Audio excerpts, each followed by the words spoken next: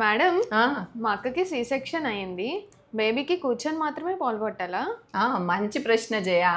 అందరూ వార్డులో కూడా పోస్ట్ నాటల్ వార్డులో పాపం సి సెక్షన్ చేసుకున్న మదర్స్ అందరూ కూర్చొనే పాలు పట్టాలని నొప్పులతో కూర్చోలేక బిడ్డకి పాలు పట్టలేక చాలా మంది తల్లులు వాళ్ళ పిల్లలకి పాలు ఇవ్వలేకపోతూ ఉంటారు.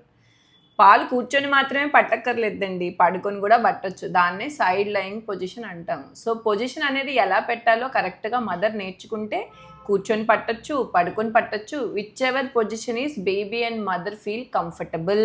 ఏ పొజిషన్లో ఇద్దరు కంఫర్టబుల్గా ఉంటారో ఆ పొజిషన్లో పాలు ఇవ్వచ్చు. మెయిన్ కొన్ని మనము పొజిషన్ అటాచ్మెంట్ పాయింట్స్ తెలుసుకుంటే సరిపోతుంది.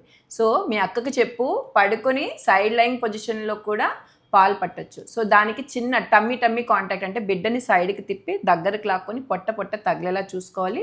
రొమ్ము నల్లపాటు మొత్తం నోట్లోకి వెళ్ళి పాలు తాగేలా చూసుకోవాలి. అండ్ మర్చిపోకూడదు, పాలు తాగిన వెంటనే భుజం మీద వేసి తేనె పొచ్చేదాకా తట్టాలి. సో కూర్చొని మాత్రమే పాలు ఇవ్వాల్సిన అవసరం లేదండి, సైడ్ లయింగ్ పొజిషన్లో కూడా పాలు పట్టచ్చు. అర్థమైందా జయ?